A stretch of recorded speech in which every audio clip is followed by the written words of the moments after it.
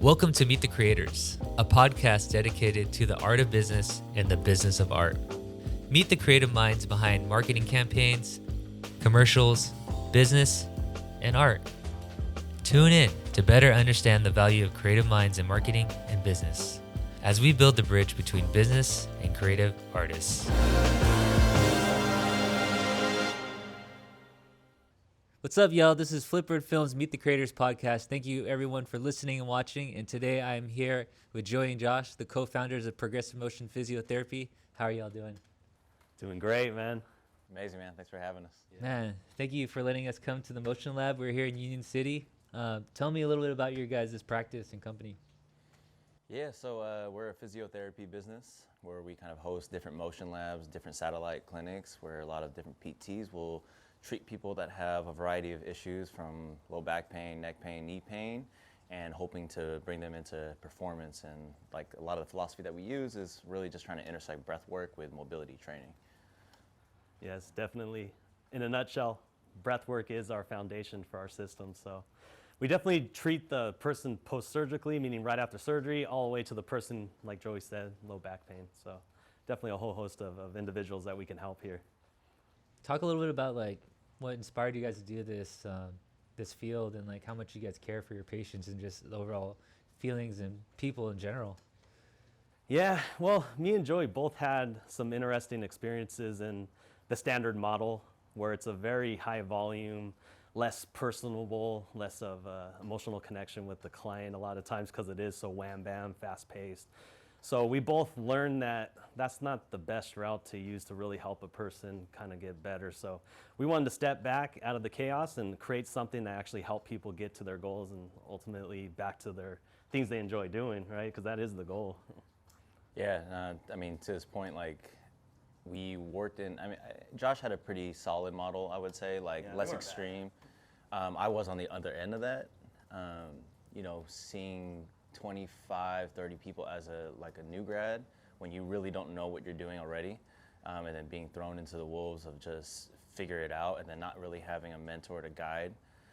It was really tough on not only my confidence, but just thinking about the value that you're actually providing for someone's life, which was minimal to none, right? Just because of the pace. And so you go through your experiences and realizing like, what are we actually doing here? And you go through enough of them to start to question yourself and why you came into this field. And luckily the journey took me into a different route, and now we're doing what we're doing now. So really grateful for that. Yeah.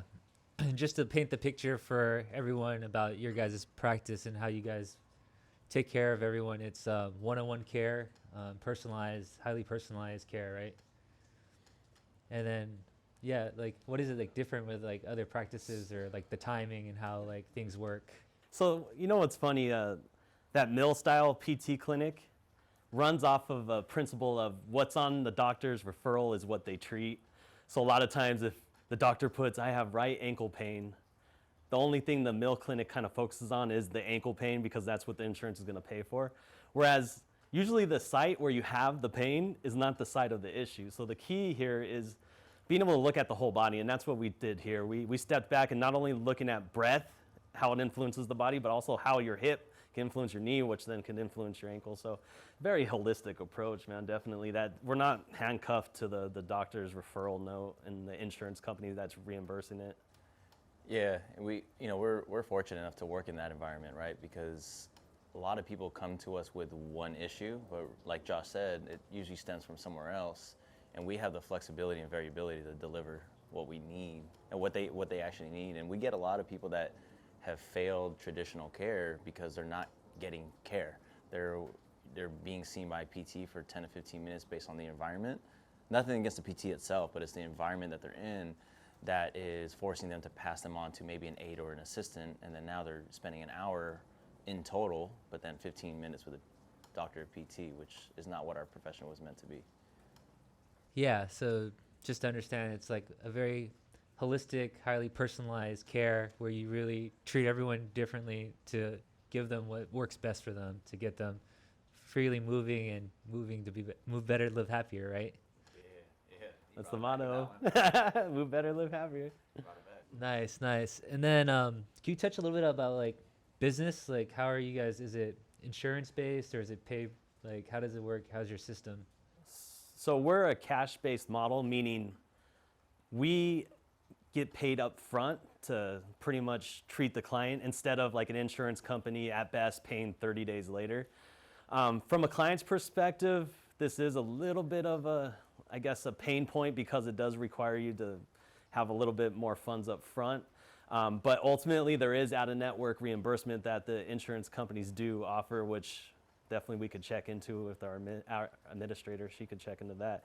But that's what gives us the freedom, though, ultimately. The in-network model definitely doesn't reimburse as much, which is why it ended up being a high volume and limited time with the actual PT, more time with an aide, which is like usually a high school potential strength coach or potential PT. So you have anything to add to that one? Yeah, just like people that work with bigger companies, they usually have like a flexible spending or health savings account. And a lot of times people don't really know where to use it. And so they either use it or lose it, or it carries over to next year, whatever that your situation may be. And so once people find out that they actually can use it, we get people actually buying like packages up front, or they'll pay on a per session basis. So it's been helpful.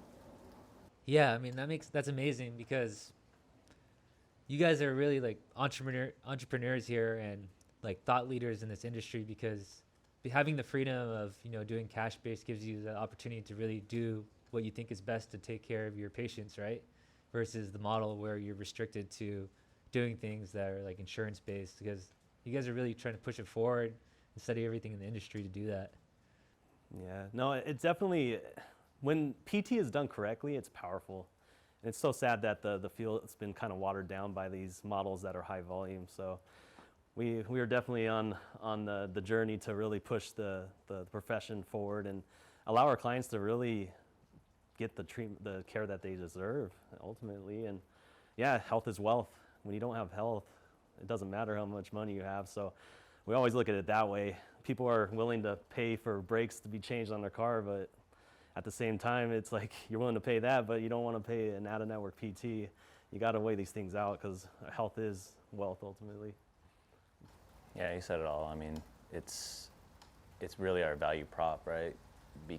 But I think the struggle with that is a lot of times people don't know what they don't know. So if you've never had PT, you don't even know that this is a value, and I don't blame them for that. So it's hard for them to expect to pay this much money out of pocket to have an experience. And now the ones that might see the ones that will see the value up front are the ones that have been frustrated with the old model, and then they get a chance to experience what we're doing. And that's the challenge right now that we're having as like a messaging marketing team is how can we speak to the ideal customer?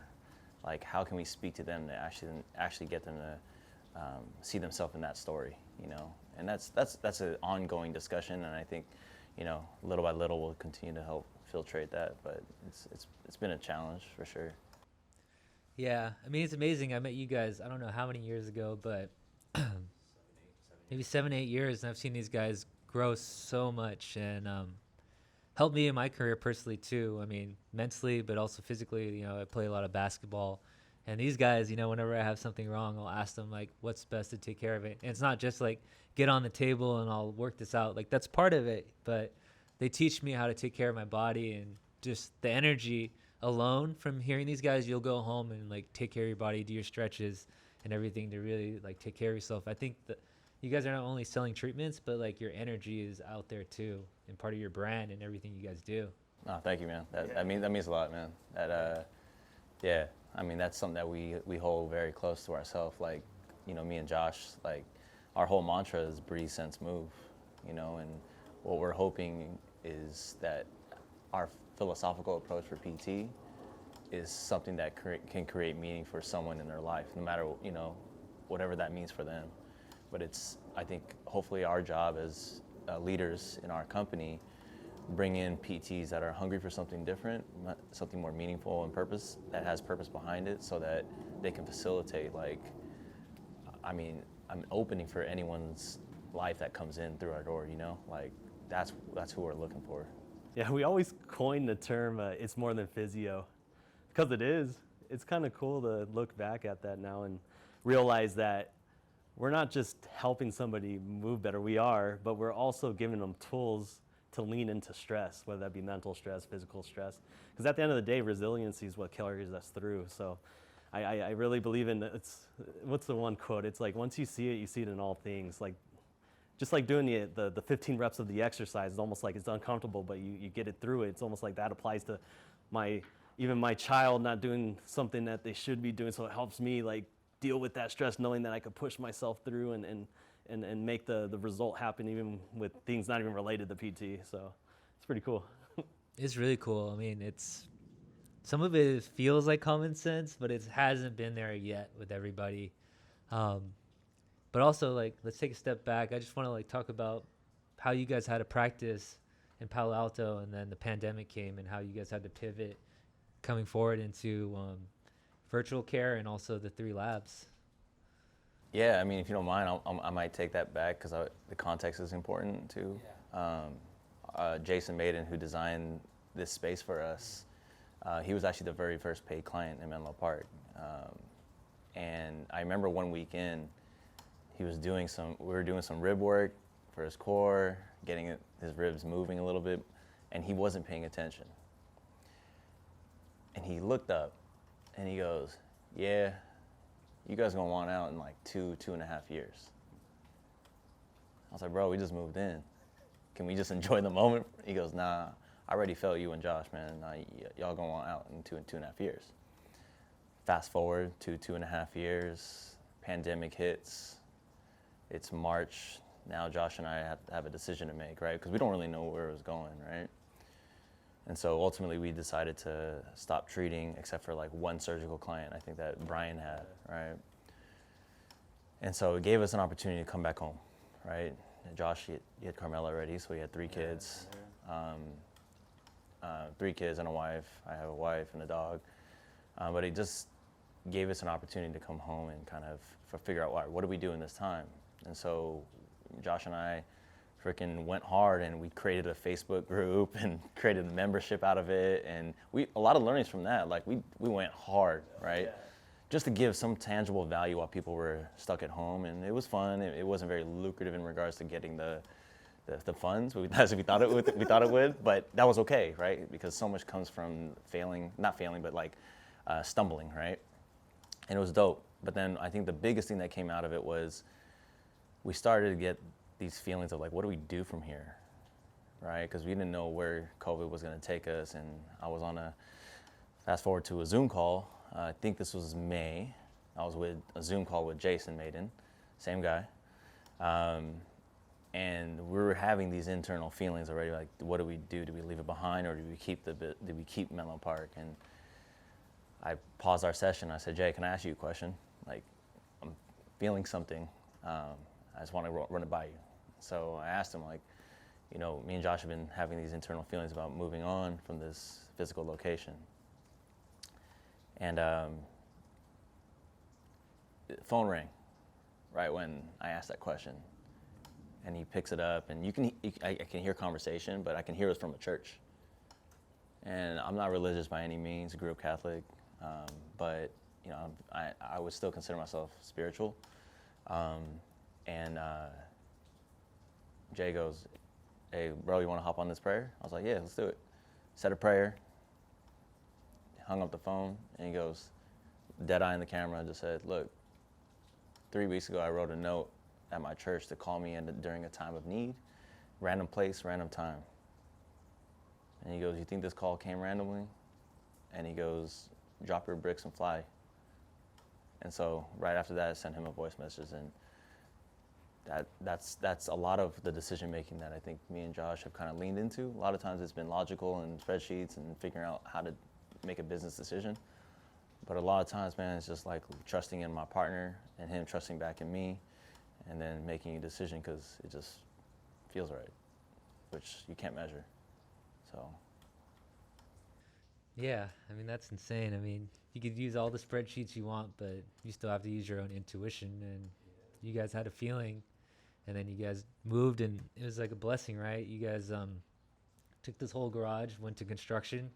You did it as well, right? Yeah. Tell me a little bit about like just how you guys built these up and how you set them all up, and also touch about how you're reaching all your patients nowadays. Yeah, so originally, one of our pain points definitely was the overhead, especially in the areas that we treat. The overhead was like killing us. We're working just to pay that. So leaving that location allowed us to have a little bit more funds to play with to ultimately create a lab in Union City, which is Joey's home, because we always say home is where the health is. So we wanted to create that intimate space, but keep it consistent. So we met up with this company named Blink, which created all the logo stuff that you see behind us. It's basically a vinyl print that they put up. So it's in San Jose and the Union City location. And now kind of the whole premise that we have, or the idea that we're running with now, is we're gonna build these type of labs in all these different big gym locations that have rooms. And it's as a result of COVID allowing us to step back and see, okay, what's a better financial strategy in regards to space? And it's definitely been it's been wild, but it's been a gift at the same time to really figure things out as we go here. And yeah, Palo Alto is our first location that we actually built in a gym and up and running now. And yeah, you have anything to add to that?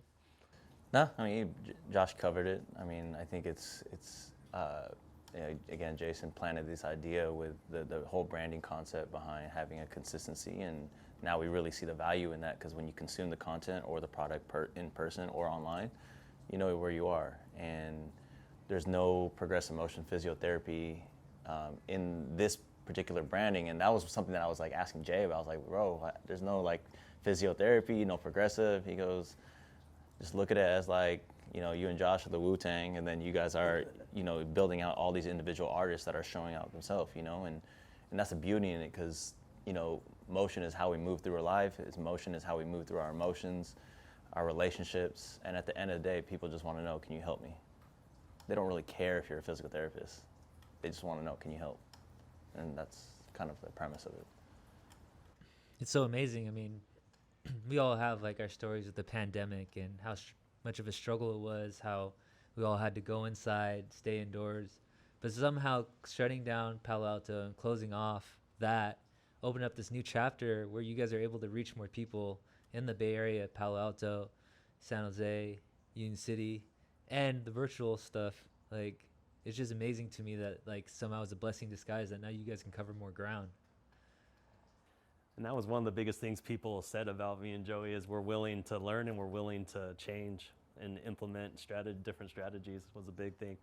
Yeah, because doing virtual, we didn't do that. We didn't do virtuals before that, but we learned. And we saw how an effective tool it was too. So we're definitely still having that in the product line. We also took on home health, which never thought we would, but we adapted and made it work. And now it's doing the home health side of it. I've been covering a lot of that, and it's fun. It's fun going into people's homes and really allowing them to show their space and how we could optimize it so that they can train properly and ergonomically, meaning like their positioning in their work chairs, since they're stuck at home too. Has been nice to advise them on those things. So yeah, we adapted, man, and that's what it's all about, adaptability, and that's our brand. Progressive, move forward, stay adapted. Yeah, look at the logo. The guy's leaning in, right? Yeah. And so, yeah, the adaptation was crazy, and I think that's where I also felt very grateful for I think Claire Frank, because I would read blogs and I would see certain schools of PT that were unfortunately trained just by manual therapy, meaning hands-on work, and you can't really do manual as effectively, right? You can use tools and all that virtually, but we had an opportunity to be trained by Claire Frank, one of the experts in movement, right? Yeah. So now we can use our eyes to provide assessment and our verbiage to put people in the best place for success. And the beauty of what we found in virtual was they couldn't rely on our hands. They had to do the work, and there was a beauty in that. And I had no idea I was going to do that. So we got to tell about the New York hospital, and we're on their big screen. Oh man! So another byproduct of this of the pandemic was that our virtual, I guess, mobility classes ended up going like worldwide. We had people from Australia, we had people in New Zealand, right? And then we had a hospital putting us on the big screen in their rehab department. It had like 32 PTs in there. So it just showed the power of being open to adapting and using technology and being able to reach more people outside of your circle of influence. So super powerful. It was cool to take those screenshots of this being on the big screen with a bunch of doctors and physical therapists doing our stuff. So Yeah, I mean, it's so crazy how we all felt closed off, and then technology became what we had to lean on, and we found and the whole revolutionized everything from work from home, people collaborating on Zoom. I mean, even that, right? Do you guys have your team meetings all through Zoom, and you have check-ins, right? It's all, you guys can do that now, right? yeah. Yeah, it's pretty powerful, but it's also a reminder too, like now that things are opened up, like to be in person with who can be in the Bay Area, because there is power to that. But the fact that we can get on the call now and meet with everyone, It was a trip because when the pandemic first hit, I didn't see you for a good 3 months, but we Zoomed like constantly. So when I saw you, it felt like I've seen you. It wasn't that long. So the power of the virtual, the video like capabilities is answering some of the human pain point perspective for sure. But in person always has power because yeah, we're more than just visual beings. We're physical. So Yeah, I think it's amazing to be able to touch both sides because I agree. I don't want to lose touch of like the human interaction, like this conversation. We could have did this on Zoom, but I was like, no, let's meet up and do it because I miss you guys and I want to have this conversation. Yeah, you know, like it's always, and I do feel like I know you guys just by keeping up with you guys on social media and just, you know, regular just text and everything. It's awesome for that with technology as well. Talk about this struggle because I have this too with my company where it's like you want to grow, but you want to also maintain your identity and also, you know, the quality of your work. How are you guys able to trust and build out and maintain like a consistent brand and consistent of a mindset and delivery of process with all of your PTs? yeah, number one is create your culture code first and foremost because that's what you're going to live by and die by, and that's how you hire is by your culture code ultimately, so that you hire people that are in alignment with the branding that you are doing, so it makes it a lot easier.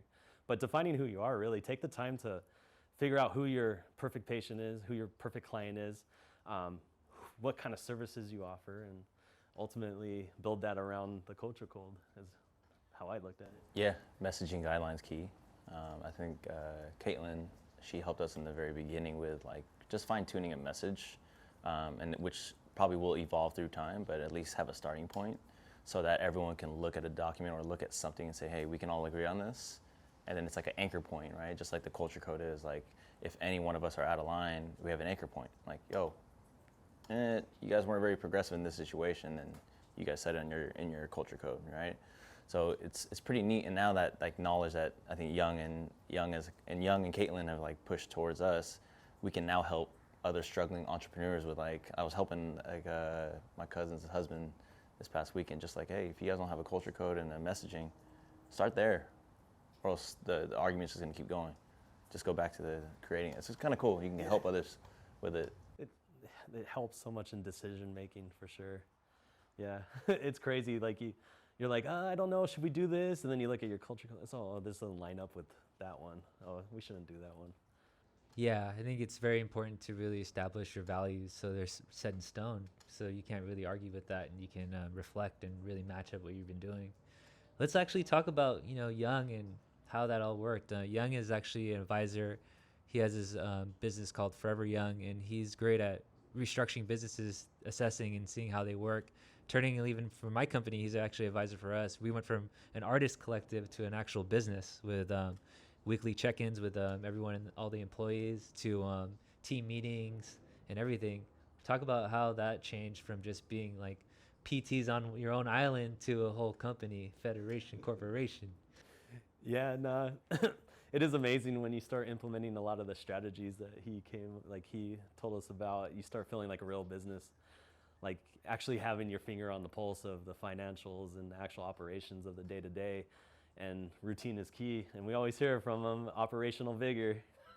Operational vigor, meaning be disciplined and do your daily tasks daily. So the check-ins, the financial pulse, the actual little things like the marketing side of looking at what things do well and what things don't so that we can make better marketing decisions, and Facebook and Google and all that good stuff. So yeah, you definitely feel like a real business when you do the check-ins and keep a pulse on the business. Yeah, bringing him on, like I felt like answered a big hole in what I was feeling that I couldn't put my finger on. Like, you kind of know like you're missing this aspect of business, but it's like, where do you start, right? Like, we're like taking all these like different classes, consuming content like art, but you know how when you consume so much content, you don't know how to organize what's priority, right? And so having him was, I just felt like almost a weight come off my shoulder, because like I knew I sucked at leadership, I knew I sucked at leading, but I didn't know, all right, how do we get people out of this?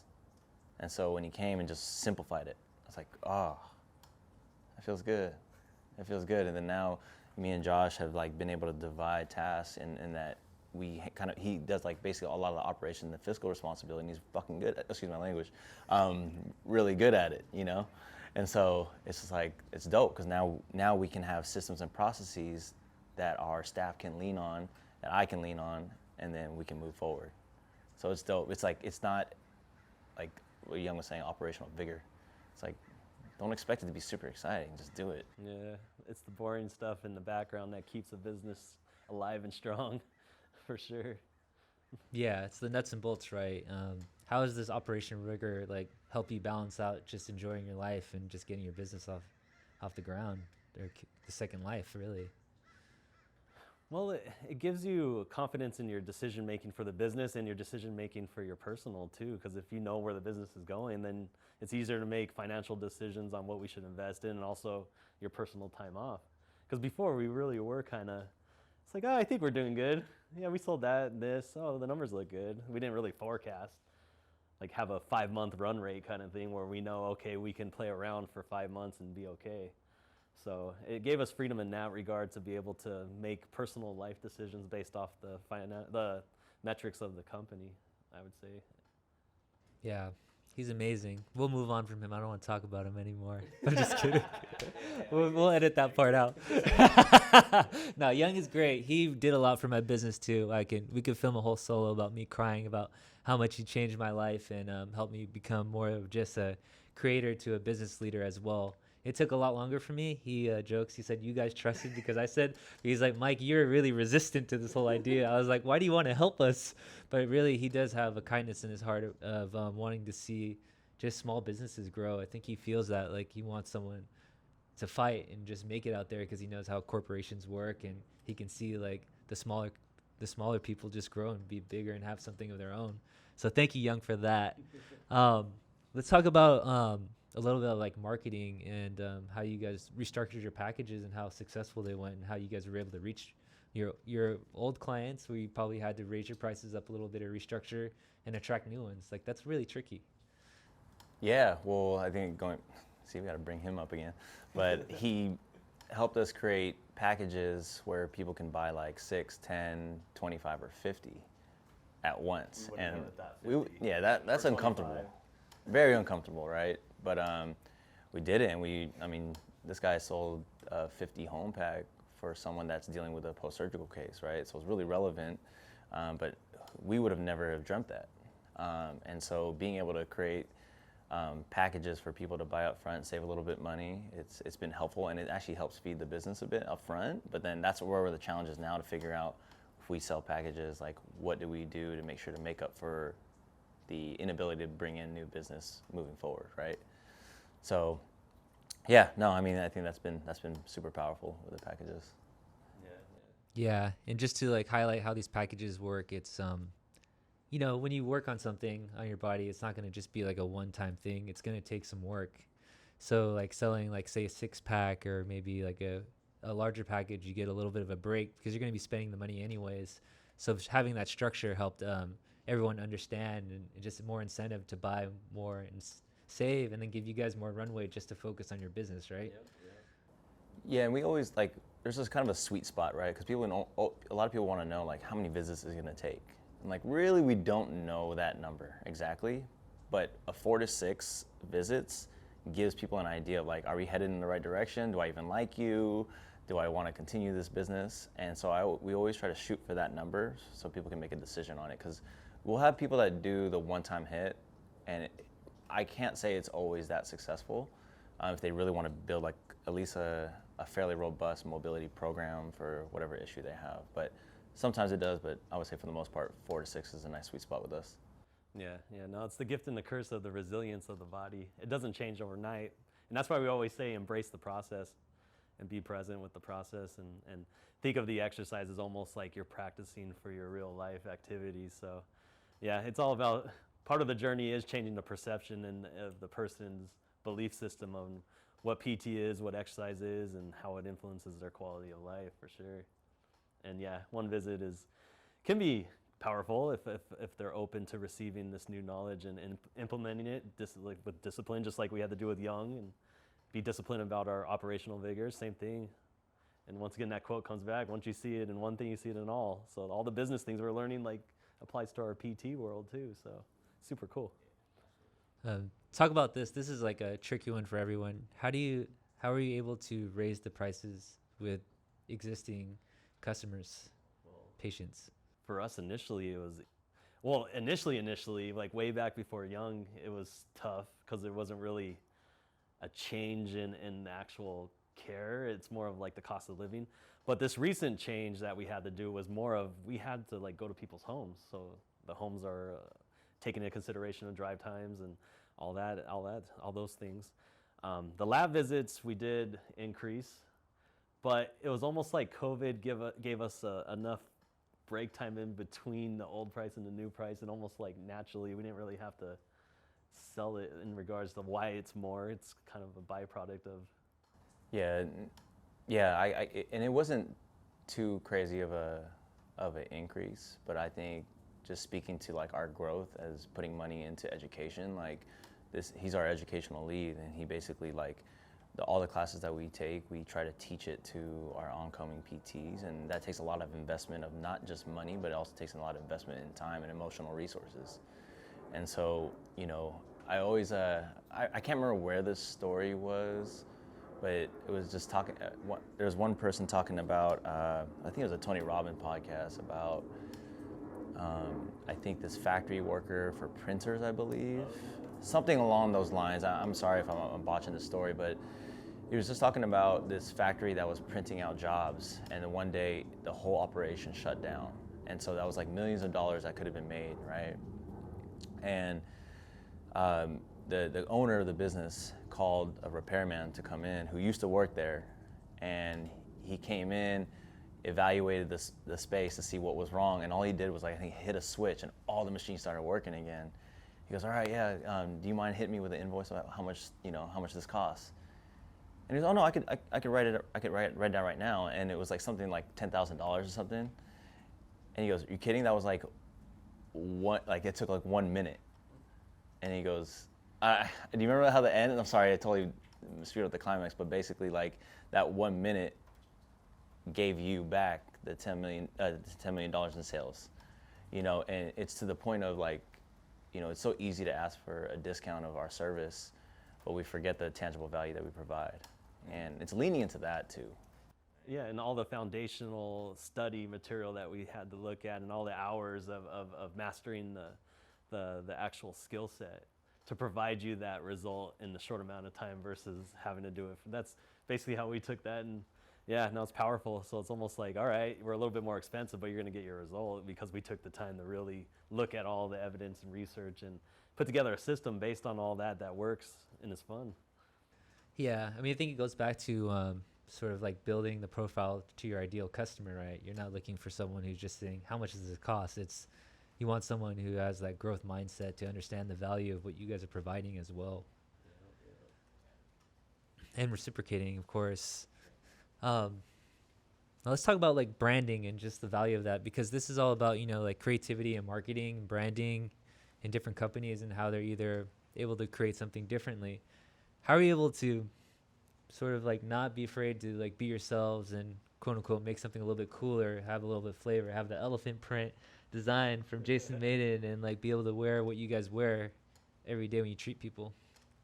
I think it was an evolution of it, right? Like, I mean, I came from a company before where I had to wear a tie, dress pants, dress shoes, yet we're deeming ourselves as physical therapists.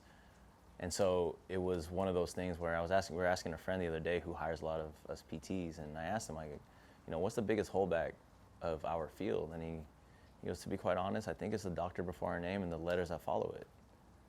And I was like, ooh, I've never heard that, but I think there's a certain entitlement, I think the field may be going through, and that may be controversial as a statement, but I don't mean that in any ill way. I think there's a lot of value that we can provide, and I think that's what Josh was alluding to with the amount of time that we spend in education. But I think at the end of the day, I think COVID especially gave us time to go. You said it earlier, like COVID forced us to go inside our home, but I think it also forced us to go inside ourselves. And I think there's a quote from Deepak Chopra that we've just recently been saying a little bit more frequently. It's like through the movement and the chaos of the world, it's the stillness inside of you that matters, you know? And I think that's what COVID did. It allowed us to kind of like slow things down and realizing, like, to your original question, it's like, why not show ourselves? That's kind of how we got here in the first place. And yeah, we're really branding the opposite of a standard kind of PT clinic. The standard PT clinic's very like straight cut, like tucked in shirt, polo tee and khakis and all that. We're definitely bringing that urban style to the PT world, because a lot of the people we're working with are in the weight room or on the court, and this is part of their identity too. So it's once again speaking to our perfect client, our perfect customer. We want to create an environment where they feel welcomed and feel at home, and having tucked in shirts with Asics and khakis, not hating, but it's definitely not like kind of vibing with the I guess the experience that we want them to have and what they're used to. And it basically just comes down to us feeling comfortable, right? If we feel comfortable in what we're wearing and how we're portraying ourselves, like, which is us, and I think the more we get consistent in every environment, like who Josh is outside of this, it's the same thing. Yeah, I would say it's breaking that barrier down and just opening things up and just being yourselves. Like, who wants to go somewhere, especially to your garage, and be someone else? I mean, we do the same thing. We hold true that, you know, we're selling our ideas, our storytelling, and our art. And you want to meet us, like, we're not going to wear a shirt and tie necessarily, but we're going to do everything we can to work with you to make it a great process, to get your ideas conveyed across, and just make you some great storytelling, some great videos to help your business be successful. And I think that's the same thing with you guys. It's like, you know, my partner came here, and she had postpartum, and she had like a lot of stress on her wrist and everything. But she met Joey, and she originally thought she was intimidated by him. But being here in his facility and feeling his energy and his calmness and how just natural he was with everything, she went home that day feeling more confident about herself and just feeling really comfortable. And I think that's what attracting everyone, from the athletes to the moms to the busy tech guy. Like, you guys want to just really connect with just everyone here in the Bay, and so further than that, right? Yeah, I mean, I guess at the end of the day, right, it's for people, right? And so I think learning the balance of the science and the art of delivering for someone is really the key, right? Because there's so much good science out there to help facilitate like our knowledge base, but I think at the end of the day, it's how that's delivered, I think, and that's what makes the job fun, because someone's low back can totally present differently than someone that works at a desk versus like the athlete, right? You can't speak to the athlete in the same way you speak to the desk person, or vice versa. Yeah, no, that's the beautiful thing about really getting to know the client, because then now we can really, I guess, adapt and customize the education that we do provide for that aha moment, because it's the aha moment that gets the person better. That's the real power. When you realize that it's not your core holding your spine together, it's actually the hamstrings helping your pelvis and the abs helping your rib cage be in a position. All of a sudden it clicks, like, oh my God, that's why the full exhale is so important. And that's the key. And that's where having time to really spend with the person to figure out how they think and what they enjoy and what keeps them running, you could really, really get in there and make some big changes, because now you know the person in front of you, instead of, oh yeah, your core has to be engaged to be able to do this and that. No, tie it to what they know. Like, a lot of times I'll make examples where it's like somebody in the finance market, I'll tie it somehow to finance, and it's like it clicks there. It's the same for other industries. So Yeah, you guys should know all about that, right? Like the storytelling, right? Like we try to find that in our own way, like Josh said, just make it relevant for the client. Yeah, just find that common thread to really connect with them. That's amazing. In terms of growth, I mean, you guys grown so much through literally the backs are against the wall. You guys' backs are against the wall. What's next? Like, what's in the vision for like the next couple of years to grow out and scale? Is that in your guys' minds right now? Yeah, I mean, when 2022 is coming up, which is crazy to even say out loud, like, we hope to have right now we currently have, with me and Josh, we have 5 total PTs. We'll see, we hope that number goes to 9, right? But it's a matter of also, like, finding different motion lab locations that we can put these walls in, that can create that performance gym feel, because we almost want people to feel confused when they're working with us, right? Like, this is PT, right? But we want them to see the performance side of things so that they can even dream about things that they didn't even think was possible before, right? You put them in a little space and have the typical clinic set up with curtains. It could box the thought process, right? And so we want to open people's minds to what they can do. Yeah, because that is a pain point. A lot of times after an injury, everyone's, like, even on the internet, they're looking up things, oh, I'll never be back to being able to throw a baseball because the internet, this, that, oh, my doctor told me never do it. But the body's resilient, man, it adapts. And if you load things correctly and gradually over time, the possibilities are endless.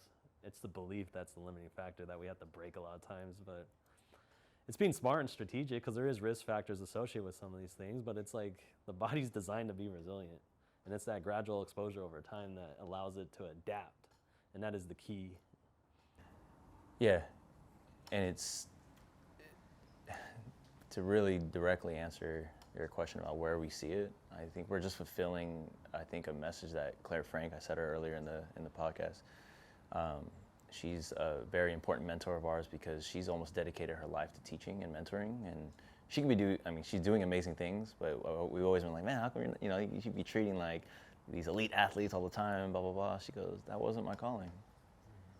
My calling is to help people like you guys. And seeing what you guys, she said this to us, like, seeing what you guys are doing with this field, it's amazing to see, because I think what we're searching for is a new approach to thinking, right? Like, there's so much science and research from the PT standpoint. Maiden challenges us to look at the philosophical approach of how can you create meaning for other people, in providing a platform for them to see why PT is important for them, right? If we can find that, then you push this field forward. And I think that's the challenge that we're wanting to do with putting motion labs in different locations so that people can experience the feel and then get better in the process. Yeah, you guys are building community and a mindset, and also physically building these locations so you can touch everyone in all the different avenues, really. I think it's really wise not to just put all your eggs in one basket, be adaptable, flexible to try different things, right? I mean, that's part of the operational rigor, is just to test things and see what works best. Also, just so everyone knows, could you touch a little bit about who Jason Maiden is and your relationship with him and how he's influenced your guys' entire brand and company? Yeah, that guy means a lot to me. Like, I met him through Instagram, 2017. It was just through, I think I commented on a picture from the former founder of LRG, which, if you're in our age group, you probably know what LRG is. Still around. But it was very popular in my college days, and he unfortunately lost his life to, I believe, an overdose. Don't quote me on that, but he also mentored my friend Alfred from Seattle, who was also a designer. And so when Jason posted a picture of Jonas, I believe his name was, I just commented with our progressive page at the time, just like, blessings to this guy. Like, I used to love his clothing. I felt some type of way when I wore it. I felt like, I don't know, I just felt fly wearing it, And yeah, that's all I said. And Jason and I tagged my boy Alfred because he was literally mentored by Jonas. And so Jason clicked on progressive, clicked on Alfred's page, and he just said, damn, Jonas lives on through Alfred. And then he invited me to headquarters because he needed some help with his body. And so, yeah, got a chance to build a professional relationship with him for like a month, and which now has turned into an amazing brotherhood with us. He's been, yeah, man, he's just doing amazing work, and he leads. He leads, and he's not afraid to share his failures. He's not afraid to share his vulnerabilities. But when push comes to shove, man, this guy's a beast.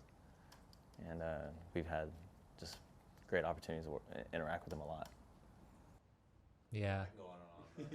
Yeah, no, I know so much. I mean, I feel like I know him a little bit. I mean, I met him a few times, luckily, because you've introduced me to him. Could you also just like explain a little bit about his like design background of what he did before that's notable, even though I know he's more than that, and what he's doing now? Oh yeah, I mean he worked at Jordan Brand for about 20 years. I mean, he was the first black intern at Jordan Brand. And if you hear about his story, how he forced his way in, like he was like just emailing and calling and trying to get into Nike in Oregon. But this guy his older brother AC, who actually lives here in Newark, he used to work at Foot Locker in, I think, Chicago. And Jay would just sit in Foot Locker and just sketch shoes. Endless amount of shoes. And I mean, now he's the president of Fear of God Athletics, and he does so much more. I don't even know what to be quite honest, I don't know what else he's doing right now. But he has his hands in a lot of different things. But I can tell you that he doesn't waste his time. He's very intentional about how he spends it and who he spends it with. And so he's teaching that through just example and how he shows up. Yeah. Look him up, guys. Look him up on YouTube. He talks about, he's really a lyricist as well. He's spiritual. He's empowering. He holds it down for his people. He holds it down for everybody. And I don't know, it's just so amazing. I mean, I remember the story about how I think they told him at Nike, like, hey, come back with, don't quote me, but maybe like 10 or 20 shoelace designs. He's like, no, I got 100 designs for you. I could be wrong, but the scale of that was just amazing about how, you know, to be impeccable and to really over-deliver in your success. And just even him just being a person of color and being who he is, he shines. He wanted to show that his work and what he delivers just speaks for everything. And yeah, thank you I'm glad he blessed us with all this, and I hope we can work with him more because he's just amazing influence on all of us. So let's just talk about marketing and your strategy. How has it evolved over the years? What's like worked, and what have you guys changed it to make it work now? I think structure, we finally have structure. And even with structure, it's still, I would say, fairly difficult because, you know, I think we had this like idea that we thought like, oh, okay, we can ask people and they'll tell us what will work. But at the end of the day, I think it's just test and measure. Yeah, no, once again, operational vigor. Just like, for example, seeing pattern recognition, for example, Kobe Bryant quote versus like a Jordan quote. Yeah. You start to see like that one, the Kobe did better than the Jordan, and we thought the Jordan would do better. So it's like, it's just actually doing it and seeing what the result is. And probably I would imagine month to month would probably be different. So you're just always having your finger on the pulse trying to see which direction the wind's blowing. So doing a lot of testing and a lot of analytics. Are you guys focused on just social media? Are you guys using LinkedIn? Like, what different avenues are you guys covering? All of them? Right now, it's a blend of organic reach through just like posting on Instagram. And then we have some paid advertisements on Facebook, and now Google ads we're trying to put more into because that's usually where people reach out to. Yelp, people still, we don't have any investment into Yelp, but people do land on our Yelp page and then call from there. And then I think that's pretty much it right now.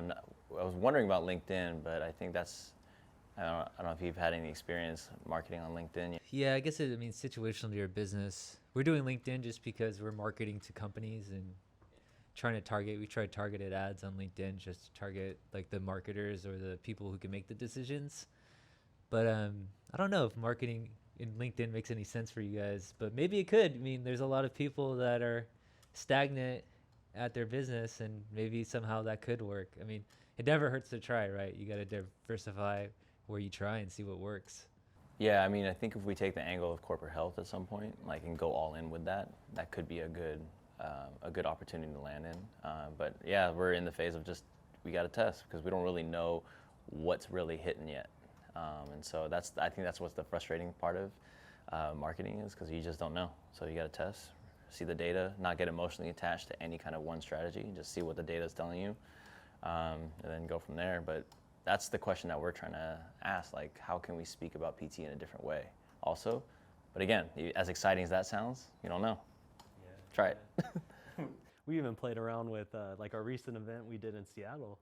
Oh, yeah. We hosted a fitness group and gave all of our swagger out and bags and coffee mugs, and we had some people reach out. So it's fun. That's definitely a lot more work intensive than social media, but yeah, once again, you got to test and see. Yeah, I mean, it's the wild, wild west right now too, because even like the iPhones, they're allowing you to not be tracked. You can say like, "Don't track me." So then now, like all like the things that you're searching aren't gonna show up. So then now it's like you can pay for an ad, but like it's gonna be wasted. So it's like a constant changing of everything. So we're testing as well, and that's why we're thinking that storytelling and just reaching people with like really good stories and just honing in who we're trying to talk to is the best way. But yeah, I guess test and see what works best. Yeah, no, you bring a good point. That is the truth. Like people want organic, like real life stories, man. Like the real deal. None of this like fabricated stuff. And yeah, because we're all being marketed to constantly, and it's like one ear out the other kind of thing. But when somebody has a story, which Joey, man, you're gifted at that for sure too. And this guy built some crazy videos for us too, and storytelling our journey. That's It's the power of Yeah. it, right?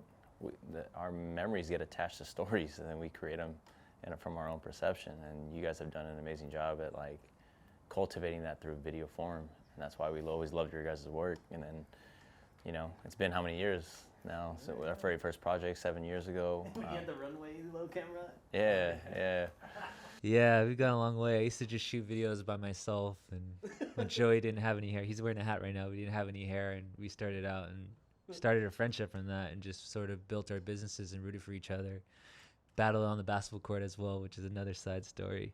But you know, let's like lean in a little bit on storytelling, because like it's hard for me to even think about that with PTs. But if you think about it, like every person coming to you has their own story about like, oh, I used to be this something and I became this and now I'm hurt. Like, how does that work, you know? Well, it's finding the true motivator, not so much of what was it, intrinsic versus extrinsic motivation kind of thing. It's like it's not the shoulder pain, but the fact that you can't lift your child overhead is the pain point. So speaking to that, so there's an emotional tag to it. So, oh, my knee hurts. No, I can't run my marathon. That means so much to me, that my kid's looking up to me to be able to show him or her how to be resilient and complete a marathon. So yeah, no, that's the storytelling aspect of that. It's really taught us a lot through Story Brands and big influence. Yeah, that helped us a lot. Business, yeah. Yeah, that's a huge one, you know, just like like Nike, just letting anyone know, just do it. You can be the hero. They're rooting for their customers to be the hero, that they can do the journey, which is the same thing for you guys, right? Like, hey, you can get back to being that strong person or that flexible person that you can play with your kids and run that marathon again. You are the hero, right? Yeah, the hero of the story. And I think that's why, like, when we're seeking for other people to join this journey with us, it's like we're looking for people that want to go deeper into themselves, right? Because I think as we've went through our own, I guess, inner workings, like we've been able to develop more empathy for people when they go through something. And so I think the more and more we find people that respect that type of hard work, their ability to coach people up to help them find their story, that's the key. Because in the beginning, and especially like when you're new PT, you get excited with all this new techniques and strategies, like, right? Like we just want to share, right? But then we realized, damn, how come that didn't work? Because you're making yourself the hero of the story versus the client. It's hard. It's hard, right? Because we love it. But then we're like, okay, it's learning how to deliver it when, where, who. It's like all these factors that come in. What stage of the healing process too. Like there's so many different factors that play in a role, but I think, and we're fortunate enough to have a few PTs already that respect that process, and that's why we're excited to hopefully like continue to work on our leadership skills, to build a bigger team that can speak the same thing. Yeah, man. I think that's what resonates with me and why I've always been connected with you guys, just from the inspiration, the motivation, and just feeling like I could be like some someone stronger or healthier in my own self. And you guys are always open to any of my ideas too, which is cool because it's reciprocated. Like, I think you guys really listen as much as you guys talk, which is huge too. I think we'll be a bit close to wrapping this one up. But is there anything else you guys like to add or let everyone know, or your hopes and goals for the company? Or Let's continue to build this thing brick by brick. Yeah, to that, brick by brick, it's 1% better today.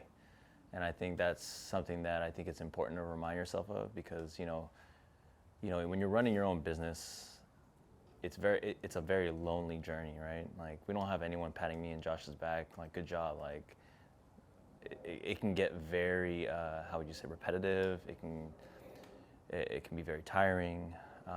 But if you remind yourself of that purpose, of why did you start it in the first place, and then how can this serve your personal life, reminding that up front, it's something that's helped me personally. But 1% has helped me also, because Jason Maiden came in here one time when he saw that. He goes, "Can I write something on your board, bro?"